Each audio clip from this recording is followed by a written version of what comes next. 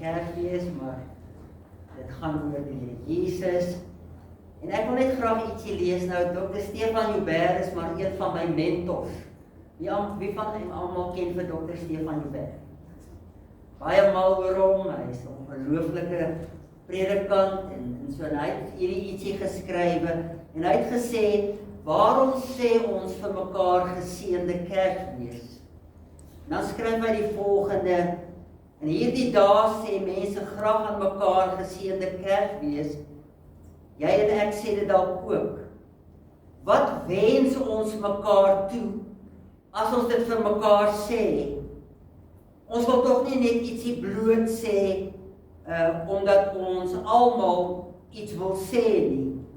Ons wil nie maar net 'n paar nigseggende woorde kwytraak om dit op die regte tyd dan vir mekaar te sê nie. Hoekom juis dan geseënde Kersfees? Wel, daar is een baie goeie rede daarvoor. Jesus, hy is die rede vir ons fees. Hy self gee betekenis en inhoud aan Kersfees. Aan ons soort Kersfees, soos wat ek dit graag aan myself in Engels sê, Jesus is the reason for the season. Kersfeestyd is 'n feesviertyd wat ons jubel en juig oor sy goeie aankoms hier tussen ons. En hierdie dae is ons opnuut dankbaar en bly oor die koms van die ware lig na ons wêreld. As ons dus aan mense sê geseënde Kersfees, nooi ons hulle uit om saam met ons te kom feesvier oor die koms van die vredeskind. Ons spreek eintlik 'n seënbede oor elke aanhoorder daarvan uit.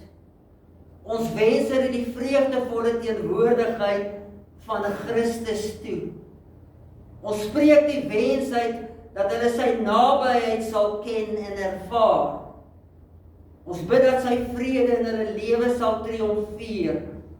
En dat hierdie tyd se Kersfees vreugde in dieselfde asem ook sal oorspoel na elke ander dag van die jaar.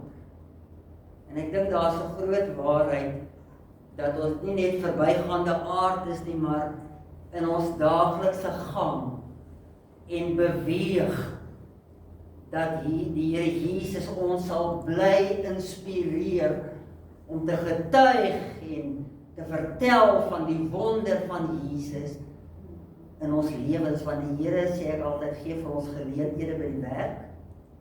Hy gee vir ons geleenthede waar ons met mense in aanraking kom om iets van dit wat ons persoonlik belewe, om dan ook met hulle te kan deel. Kom ons bid saam. Dierbare Here, baie dankie vir ons samesyn, net hier nie, maar oor die ganse Suid-Afrika, die ganse wêreld, waar mense bymekaar kom rondom die Here Jesus, en omdat hy vir ons vlees geword het, sê Johannes, en hy het onder ons kom woon, en ons het sy heerlikheid aanskou, die heerlikheid van die eniggebore van die Vader, vol van waarheid en genade. Maar ook in die Ou Testament waar die profeseë van sy koms vir ons ook soveel betekenis kom bied.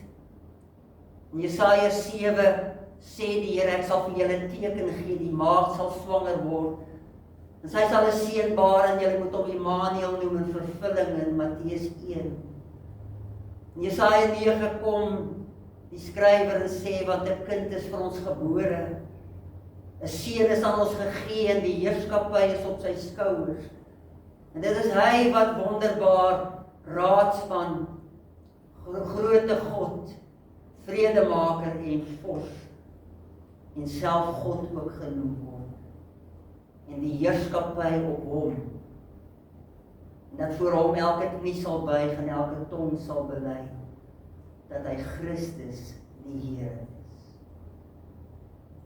Dankie dat die ewige God is, het mens geword vir 'n sondige wêreld, en die verlossing wat hy kom bring het, sodat ons name ook in die boek van die lewe geskrywe kan word. deur die bloed van die lam. Word dan nou ook verheerlik in ons samesyn en ook as ons na u woord toe kom. Word dan verheerlik in Jesus naam. Amen. Nou ek wil hê jy moet saam met my die woord oopmaak by Matteus 2. As jy jou wapen saamgebring het, dat my altyd dink aan oom David daar in Parys. Hy het gaan preek, sy 70's daar in die gemeente wat ons in Tumahole gehad het. Toe's daar 'n klompie, toe's daar 'n kerel in die motor voor. En toe vra hulle vir oom David, het jy 'n wapen by jou? Toe sê hy, ja, ek het my wapen by my. Toe vra hy, gaan haal jou wapen. En toe kom hy met sy Bybel, toe sê hy vir die polisieman, dis my wapen. Sê dat iemand weer gaan. So kom ons lees dan saam ook oor hierdie verhaal waarmee ons nou afgesluit het in ons liedere. Matteus hoofstuk 2, die besoek uit die ooste. Jesus is in Bethlehem in Judea gebore tydens die regering van koning Herodes. Na Jesus se geboorte het daar sterrekykers uit die ooste in Jerusalem aangekom en gevra, waar is hy met 'n hoofletter, wat as koning met 'n hoofletter in die ou vertaling van die Jode gebore is. Ons het sy ster gesien opkom en ons het gekom om aan hom hulde te bewys. Toe koning Herodes hiervan hoor, was hy en die hele Jerusalem saam met hom ewig ontstel. Hy het die priesterhoofde en die skrifgeleerdes van die volk bymekaar geroep en hulle uitgevra oor waar Christus gebore sou word. Hulle het hom geantwoord in Bethlehem in Judea, want so is dit deur die profeet Jesaja voorspel, en jy, profeet Micha, en jy Bethlehem gebied van Juda, jy is beslis nie die kleinste onder die leiers van Juda nie. Uit jou sal 'n leier voortkom, wat my volk Israel 'n herder vir hulle as 'n herder sal wees. Daarna het Herodes die sterrekykers in die geheim ontbied, en noukeurig by hulle vasgestel, wanneer die ster verskyn het.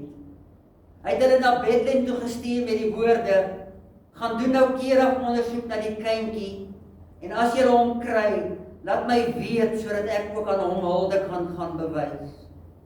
Nadat hulle die koning aangehoor het, het hulle vertrek, en kyk, die ster wat hulle sien opkom het, het hulle gelei, tot het gaan staan het bo op die plek waar die kindjie was. Toe hulle die ster sien, was hulle baie bly. Hulle het in die huis of in die stal ingegaan, en gekniel en aan hom hulde bewys. Daarna het hulle reissakke oopgemaak en vir hom geskenke uitgehaal, goud, wierook en mirre. En omdat God in hulle drome gewaarsku het om nie na Herodes terug te gaan nie, het hulle met 'n ander pad na hulle land toe teruggegaan. Nou die woordjie ster speel deur in die Bybel speel die woordjie ster 'n groot rol, maar ook in die profeseë van die Bybel speel die woordjie ster ook 'n rol, en dan ook in die geskiedenis van Israel speel die ster ook 'n groot rol. En ek wil na 4 aspekte kyk in dit wat ek genoem het. In Genesis 1 vers 16 lees ons, God het die 2 groot ligte gemaak, en die grootste om die bedags te heers, en die kleinste in die nag te heers, maar hy het ook die sterre gemaak.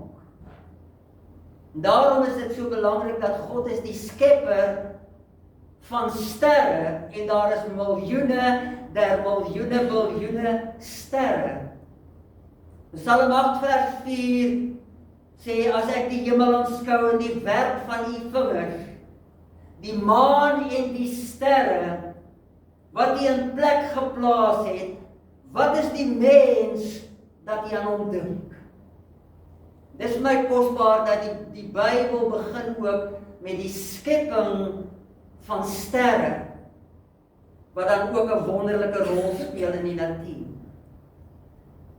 Maar dan in die Joodse geskiedenis, die ster van Dawid,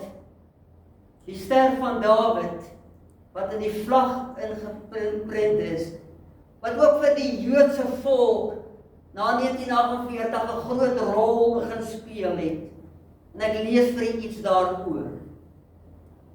Die ster van Dawid is 'n Joodse simbool. 'n 6-puntige ster gevorm deur 2 oorvleelde driehoeke wat die Joodse identiteit aanwys, maar ook 'n godsdienstige verteenwoordigheid, maar dit verwys ook in die Bybelse konteks na die huis van Dawid, of selfs na Dawid se helde. Maar ons weet ook dat in die Bybel die huis van Dawid, uit die huis van Dawid sou die Messias, want hy sou op die troon van Dawid gaan sit.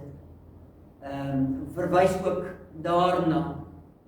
En daarom is dit 'n kragtige simbool van die Joodse volk en steeds vandag teenoor die Christelike kruis en die sekelmaan van die moslems.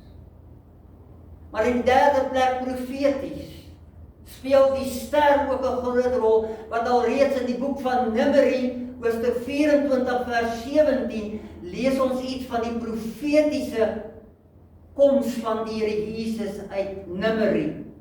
Want Jesus het self vir sy disippels gesê in Lukas 24, dit wat julle van my gehoor het of gehoor het uit die boeke van Moses en uit die psalms en uit die profete wat julle van my gehoor het. En daarom uit die 5 boeke van Moses in die boek Numeri lees ons die volgende: Ek sien hom, maar hy kom nie nou al nie. Ek kyk na hom, maar hy is nie naby nie. Daar kom 'n ster uit Jakob. Daar staan 'n heerser uit Israel op. Jy sien, daardie profesie het in vervulling gegaan ook in die Nuwe Testament. Want die Ou Testament is die profesie. Die Nuwe Testament is die vervulling van die Ou Testamentiese profesie. En dis die ster van Jakob is 'n Bybelse simbool vanuit Numeri 24 vers 17 wat reflekteer van 'n toekomstige leier, 'n toekomstige regering, naamlik die Messias, die Messia. Israel, en wat dui dit aan? Dit dui aan dat daar goddelike leiding kom. Dit dui aan dat daar hoop in die lewe kom. Dit dui aan dat daar 'n profesie is wat in vervulling gaan kom. En dit dui aan die beloftes wat in vervulling gaan. En dit dui ook aan van 'n triomferende koning wat gebore gaan word. Die profesie is die ster van Dawid wat 'n groot leier, 'n veroweraar uit Jakob se nageslag, want Jakob is 'n prototipe van die Here Jesus. Voorspel. Die vervulling van die Ou Testamentiese profesie deur Christus Jesus wat dan vrede en liefde en geregtigheid sal voortbring.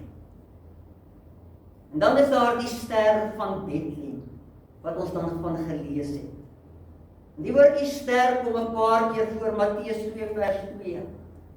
Nadat hierdie wyse manne, die sterrekundiges, die astroloë, 'n lang reis onderneem het van plus minus 1150 kilometer vanuit Babylonië in die ooste.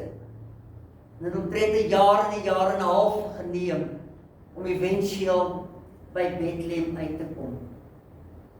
Na Jesus se geboorte, hoofstuk 2 vers 2 Matteus, het daar sterrekykers uit die ooste in Jerusalem aangekom en gevra, waar is hy met 'n hoofletter?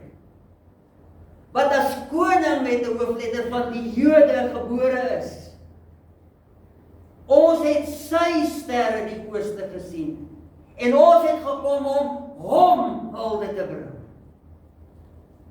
Hoekom? Want deur die profesie wat hulle ook in 'n mate bestudeer het hulle tog ietsie begin verstaan. Matteus 2 vers 9 tot 10 en kyk die ster wat hulle in die ooste gesien het gaan voor hulle uit totdat hy kom en bly staan bo oor die plek waar die kindjie was en toe hulle die ster sien, het hulle met 'n baie groot blydskap hulle verheug. Nou oor hierdie ster is daar 'n klomp teorieë en wat mense in glo en wat hulle probeer dit uitmaak. In die eerste plek het mense kom sê dat dit was eintlik maar 'n komeet, 'n comet. Nou wat is 'n komeet? 'n Komeet is 'n klein ysagtige hemelliggaam wat oor die algemeen 'n sterk elliptiese baan om die son wentel. Wanneer 'n komeet naby die son kom, verdamp 'n gedeelte van die komeet se materie en word daar 'n sogenaamde koma en dikwels ook 'n ster of 'n roei gevorm. Die soliede deel van die komeet word die komeetkern genoem. Daarom het ons Halley's komeet. En die komeet Halley-Bopp het 2 sterte gehad. En dan die komeet Halley. Maar ons weet 'n komeet kan nie stil staan. Hy's aan die beweeg. So dis een teorie. Dan is daar 'n ander teorie, die planetêre konjunksie. Die posisie van die planete van 'n planeet of planete wat in lyn is met die son en van die aarde afgesien word. Hierdie planete is baie naby aan mekaar en veroorsaak 'n helder verligting in die nag en die hemelruim. In 7 voor Christus was daar 'n planetêre konjunksie en dit is duidelik vir almal om te sien.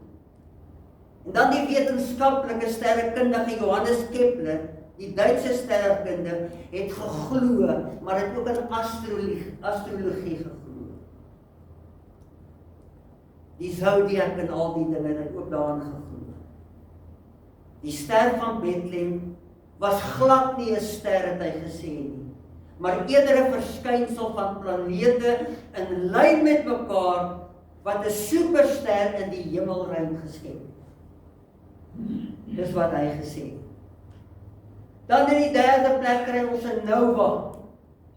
'n Nova is 'n primêr 'n sterrekundige gebeurtenis waar 'n ster met eens helder verlig en verskyn as 'n nuwe ster.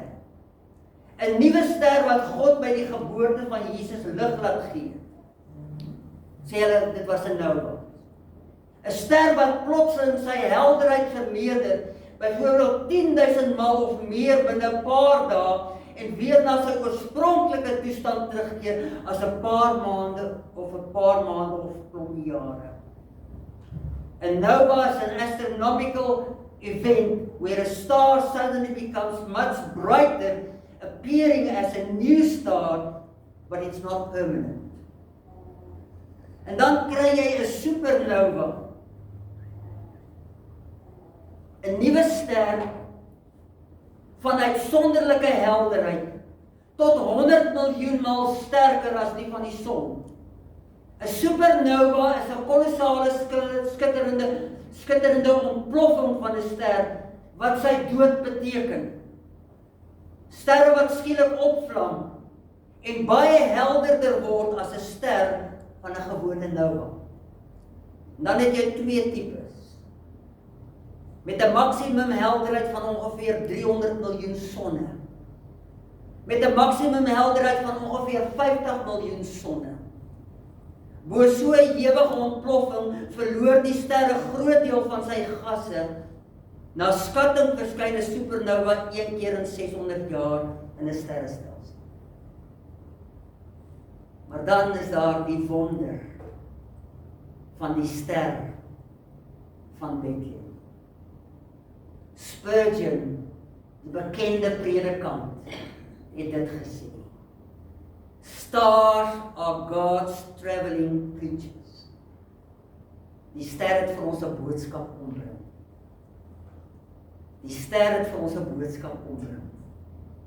Many Christians believe the star was a miraculous sign. En dan John Chrysostom het gesê, die kerkvader, view the star as purely miraculous, How then, tell me, did the star point out a spot so confined, just the space of a manger and shed? So the star went before them till it came and stood over the young child where he lay in a crib. It is a miraculous event of symbolic and pedagogical significance, a sign sent by God to lead the wise men to Christ. Dit maak vir my kosbare sin dat die Here Jesus se geboorte moes met hierdie sterrekykers tot hulle praat en so ook met soveel ander.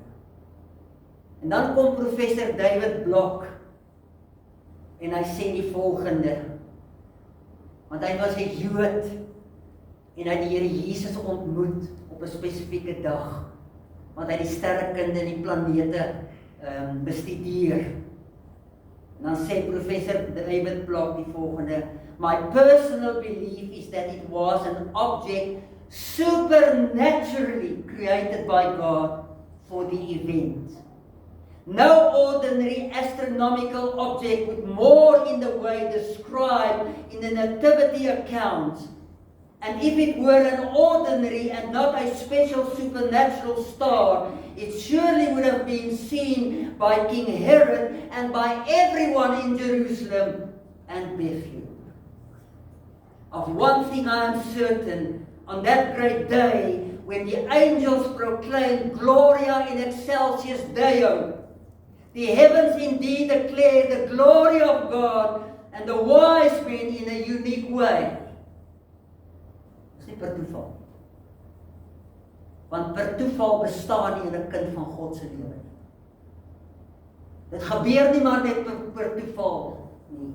Dis God se werking in ons as sy kinders, sy bloedgewaste kinders, God se werking, God se leiding, God se betrokkenheid in ons lewens.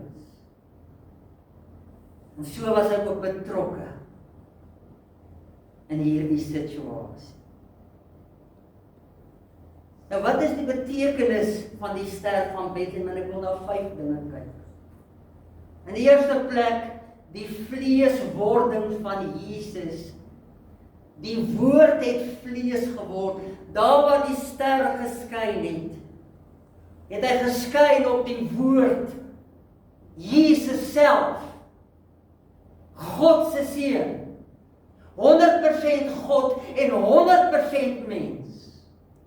Unieke baba. Wat vir jou en vir my sou kom sterwe en die prys vir ons sou kom betaal. Johannes 1 vers 14, in die begin was die woord, hoofletter. En die woord, hoofletter, was by God. En die woord, hoofletter, was God. Alle dinge het deur hom ontstaan en sonder hom het nie een ding ontstaan wat ontstaan het nie. En dan vers 14. En hy het vlees geword, mens. En die heerlikheid het oor hom geskyn, van die enige gebore seun, vol van waarheid en vol van genade, want Jesus is waarheid en Jesus is genade. Die vleesgeworde woord. En Maria was oorweldig oor hierdie situasie met hom, hierdie unieke geboorte. Lukas 1 vers 18, en almal wat dit gehoor het, was verwonderd oor wat die herders kom vertel het. Maar Maria het hierdie woorde in haar hart gebeer en sy het gewonder. Want sy was die uitverkore instrument om die Here Jesus in die lewe te bring, daardie bonatuurlike geboorte. Hierdie woorde was vir Maria te oorweldig, want sy het nie 'n groter prentjie verstaan. Daarom is daar die kosbare gedig geskrywe, Mary, did you know? Mary, did you know that your baby boy will one day walk on water? Mary, did you know that your baby boy will save our sons and daughters? Did you know that your baby boy has come to make you new? Want sy moes maar ook weergebore word, Maria.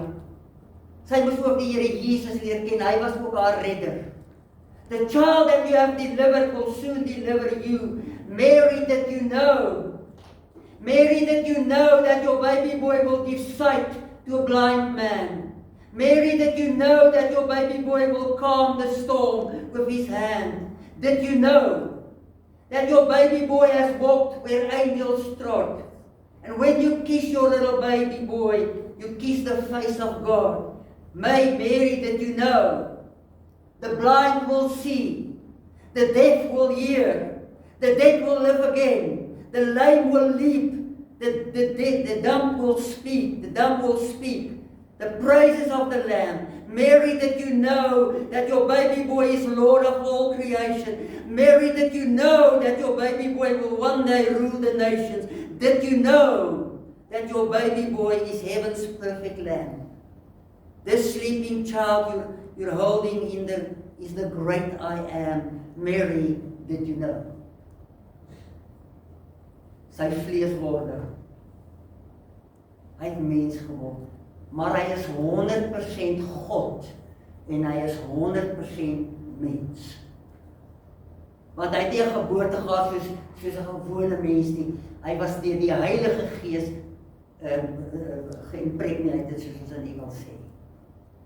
God in hom, want hy is self ook God. En hy het maar net 'n bestaan gehad vir ons as mense, hy was van ewigheid tot ewigheid. Tweedens vind ons God se tydsberekening is altyd perfek. Dit het omtrent 'n jaar en 'n half gevat vir die sterrekykers van Babylon tot in Bethlehem om eventueel hierdie reis aan te pak. Plus minus 1150 kilometer op kamele, sê hulle vir ons. Die wyse manne, maar hulle het ook met die diaspore, die Jode wat verspreid was, ook in aanraking gekom. So hulle het iets geweet en die sterre bestudeer, en in die sterre het hulle gevind van iets uniekheid, dat 'n persoon moet gebore word. 'n Koning moet gebore word. Jy weet, dit is altyd vir my kosbaar, in die Here Jesus, kyk ons na die hemelruim, en dan sê ons, hy is die skepper daarvan. Hy is die skepper. Maar hulle het hierdie waarheid het tot hulle gekom, dat 'n koning gaan gebore word. En hulle het geweet dat dit in Judea is. Die sterrekykers het die ster eerste gesien, terwyl hulle nog in die ooste was, en 'n reis van omtrent 1150 kilometer moes aflê. Iets aan hierdie ster het hulle tot aksie gebring. En dis hoekom ek altyd sê, as ons weergebore is, kan ons nie gaan sit. Want dan het ons 'n nuwe missie. Ons het 'n nuwe hart. Ons het 'n nuwe lewe. En ons wil bruikbaar en beskikbaar wees in sy diens, want ons staan nou in sy diens. En hy gebruik elkeen van ons op verskillende maniere. Want ons is nou in sy diens. En hierdie sterrekykers het ons sê, ons moet hierdie ster volg, want daar is iets groots wat gebeur het. 'n Reis van omtrent 'n jaar en 'n half van Babylon tot Bethlehem, waar hulle die Here Jesus in die stal ontmoet het. Jy sien, Jesaja het 700 jaar voor Jesus se geboorte, het hy al profeties voorspel in hoofstuk 7 en hoofstuk 9 van wat sy naam moet wees. Jesaja 7 vers 14 sê vir ons, en ek sal vir julle 'n teken gee. En Maria, die vrou sal swanger word en sy sal 'n seun in die lewe bring en julle moet hom Immanuel noem, wat beteken God met ons, maar ook God in ons. God met ons, maar ook God in ons. En dis hoekom die wedergeboorte so belangrik is.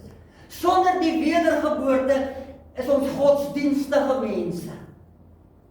Goeie mense, maar godsdienstige mense. Maar wanneer ons 'n ontmoeting met die Here Jesus het, word ons weergebore mense. As iemand in Christus is hy 'n nuwe skepsel. Die ou dinge het verbygaan, kyk, dit het alles nuut geword, want die Here Jesus het ons nuut kom maak, en dis hoekom ons elkeen so seker moet wees, ken ek die Here Jesus? Is hy waarlik my verlosser? Want hierdie tyd gaan verby, ons gaan met die realiteit daar kom, maar ek weet, hy is my verlosser, hy is my redder, ek het hom persoonlik aangeneem. En dan Jesaja, hoofstuk 9, want 'n kind is vir julle gebore, 'n seun is aan ons gegee, die heerskappy is op sy skouers, en hy word genoem wonderbaar, raadsman, sterke God, ewige Vader en vredevors. Daardie unieke name. En daarom sê Galasiërs 4 vers 4 ons, maar toe die volheid van die tyd gekom het, het God sy seun uitgestuur vanuit die hemel, en 'n kind, gebore uit 'n vrou, gebore onder die wet. En nou in die Here Jesus is ons vry van die juk van die wet, want ons lewe nou met 'n nuwe wet, die wet van die Heilige Gees, wat vir jou en my lei, en die skrifte vir ons oopbreek, dat ons dit kan verstaan, en kan lewe vanuit die skrif. En dan die môre ster, die Here Jesus. Jy sien, sy wederkoms sal ook op die regte tyd kom. Daarom is sy tyd altyd korrek. En hy werk met jou en my, en ons verstaan nie altyd nie, maar hy het 'n ongelooflike doel met jou lewe en my lewe, as ons hom toelaat. As ons nie ons harte verhard nie, omdat daar dinge in ons lewe kom, gebeurtenisse, en dit is nie altyd lekker nie, in hierdie sondige wêreld, maar wanneer ons hom toelaat, en ons sy doel in ons lewens begin begryp, dan gebeur daar iets kosbare dinge in jou en my lewe. Sy wederkoms sal ook op die regte tyd wees. Baie keer in ons gebede vra ons, Here, nou wanneer antwoord jy my gebed? God sê soms ja of nee, of hy sê dis reg. Maar dis as ons volhard en hom vertrou om 'n deurbraak te bewerk, dan besef ons hoe God werk en hoe hy voorberei. Soms wag God om te antwoord omdat ons die verkeerde vraag vra, of ons nie gereed is om te ontvang nie, waarvoor ons vra. Here, dit moet nou gebeur. Nee, my kind, laat ek in jou lewe werk. God weet wat die beste is, en sy tydsberekening is altyd perfek. Want hy is in beheer. Hy gaan jou gebed op sy perfekte tydsberekening beantwoord. Ons moet net afhanklik van hom bly. Derdens, Kersfees het aangebreek en 'n nuwe vreugde vir die mens gebring. 'n Nuwe vreugde, Matteus 2 vers 10, en toe die wyse manne die ster sien, het hulle met groot blydskap verheug.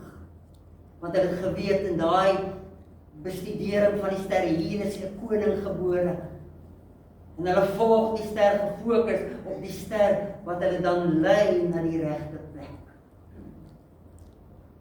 En hulle kon voor hierdie baba kon hulle kniel wat God is. Blydskap. Lukas 1 vers 44, want kyk toe die geluid van jou groet, dis Maria en Elisabeth by mekaar, want kyk toe die geluid van jou groet in my ore klink, en die kindjie in my skoot van vreugde opgespring. Dus ek dink dit was 'n amazing tyd vir haar. Hierdie baba leef. Lukas 1 vers 47, Maria se lofsang, en my gees is verheug in God. Jesus is God, my gees is verheug in God, my saligmaker. Dis hoekom ek altyd sê, as 'n mens waarlik weergebore word, en waarlik verstaan wat die redding in Christus beteken, dan maak dit vir 'n mens sin, en ja, ons het moeilike tye, maar die innerlike vreugde bly altyd daar, en die dankbaarheid bly daar, tensy die vyand ons begin weglei. En dis sy taak ook, om jou en my vreugde te kom steel, deur gebeurtenisse, en deur pyn. Maar wanneer ons daaraan werk, wanneer ons toelaat dat hy in ons werk, daar is weer vreugde begin, en ons lewe vul met vreugde. En dis hoekom dit so belangrik is dat ons altyd in 'n intieme verhouding met die Here Jesus moet wandel. En ek weet daar's baie goed wat ons sidetrek. Maar dit is 'n bewustelike besluit om die skrif te bly lees, om die Bybel te bly lees, om daagliks met jou Bybelstudie besig te wees. Ons is almal besig. Maar dit is 'n bewustelike besluit. Gebed is 'n bewustelike besluit. Om die woord te bestudeer is 'n bewustelike besluit. En ons moet prioritiseer, sodat hy in ons kan groei. Vierdens, volg die ster. Hierdie wyse manne sterktes het boontoe gekyk en die ster gevolg. En Jesus is die môrester. Volgens Openbaring 22 vers 16. Ek is die wortel en die geslag van Dawid, die blink môrester. Dit is hoe ons oog altyd gefestig moet hou. En is dit nie maar wat Hebreërs ook vir ons kom sê. Hebreërs hoofstuk 12. Terwyl ons dan so 'n groot skare geloofsgetuies rondom ons het, laat ons elke las van ons afgooi, ook die sonde wat ons so maklik verstrik, en laat ons die wedloop wat vir ons voorlê, met volharding hardloop, die oog gefestig op Jesus, die begin en die volëinder van jou en my geloof. En vir hulle van die vreugde wat vir hom in die vooruitsig was, het hy die kruis verduur, sonder om vir die skande daarvan terug te deins, en hy sit nou aan die regterhand van die troon van God. Hom moet ons voor oë hou.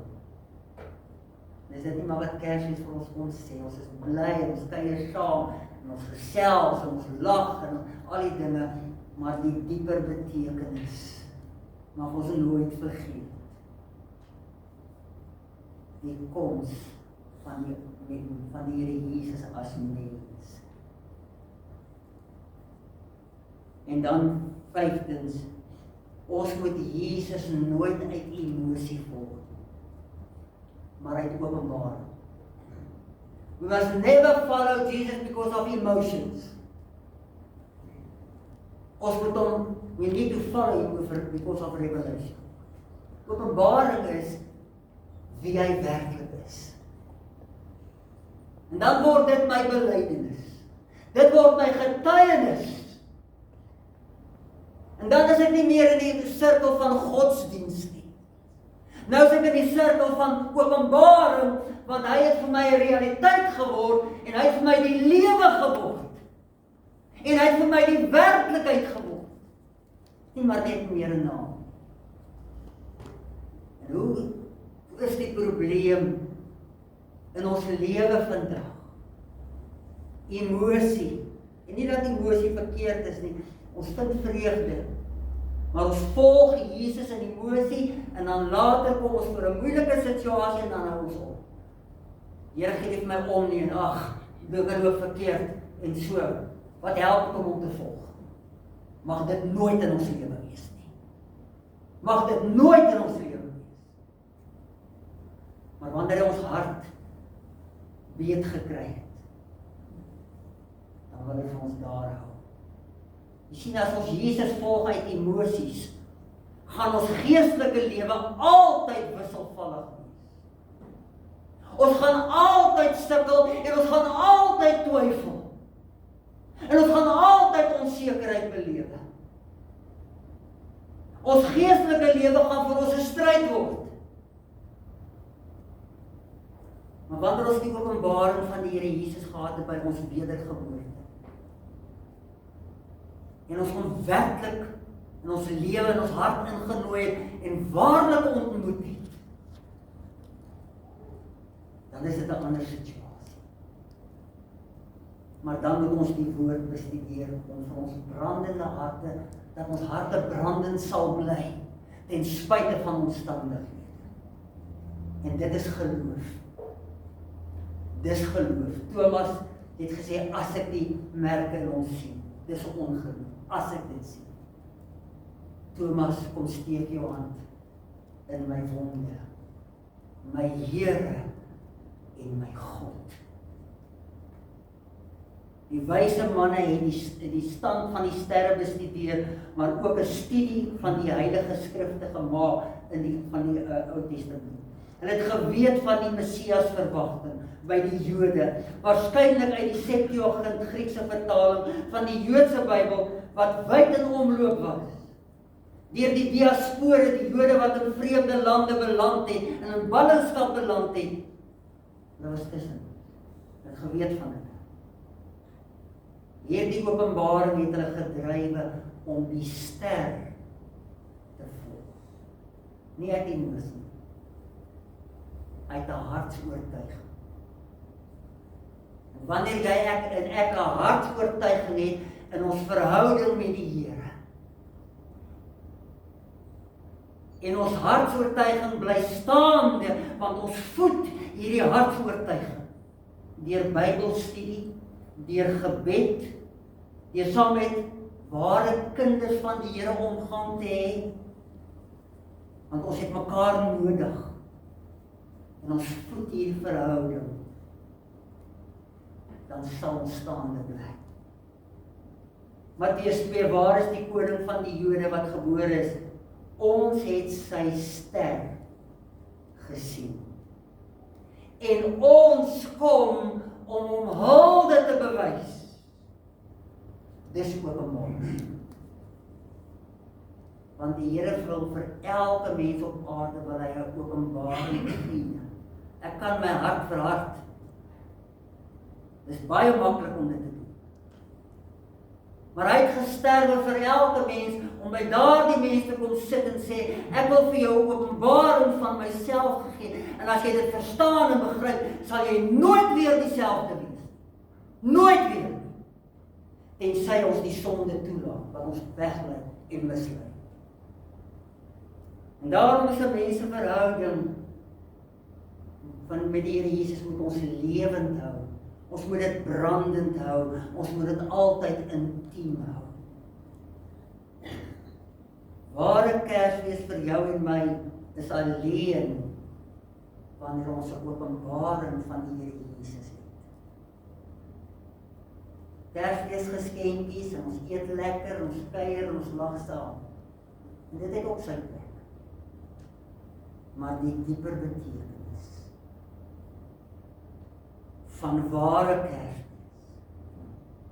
vind ons alleen in 'n ontmoeting met die Here Jesus. En as jy vanmôre kan dit getuig, ek ken die Here Jesus, dan seën ek jou. Maar as hier iemand vanmôre is wat nog worstel, dan wil ek vir jou vanmôre uitnooi. Kyk weg van al die dinge af, maar kom na die Here Jesus en glo en vertrou dat dit is hy wat vir jou gebore is, maar ook hy wat vir jou kom sterwe het. En sou jy die enigste mens op die aardbol was, sou die Here Jesus nog vir jou gesterf het. Dis hoe kosbaar dit is. So die ware boodskap van Kersfees mag die Here vir ons dan ook in die jaar lei. Want dit is nie net 'n eendag gebeurtenis. Dis ook in ons werksplek. Dis ook in ons krisisse. Dis ook in ons huwelike. Dis ook met ons kinders wat dalk anderste dinge sien.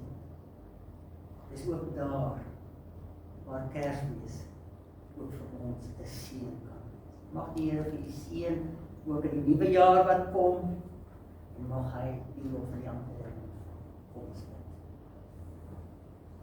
Dierbare Here, baie dankie dat u die ware kers